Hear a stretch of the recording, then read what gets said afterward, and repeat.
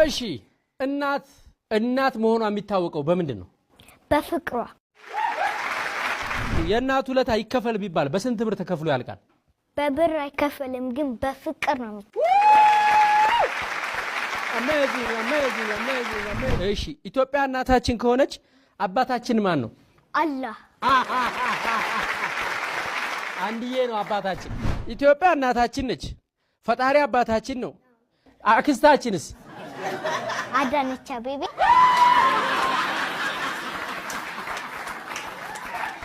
በጣም ነው ተመቸሽኝ፣ ይወድሻል። አንተ ራሱ በቃ ትመቸኛል። ይሄ ድንቅ ልጆች አይ ነበር። ከዛ ገና ሲጀምር ዝም ብለህ እየተንፈረጠክ ትዘላለህ። እንደምዘለው ነገር አለ።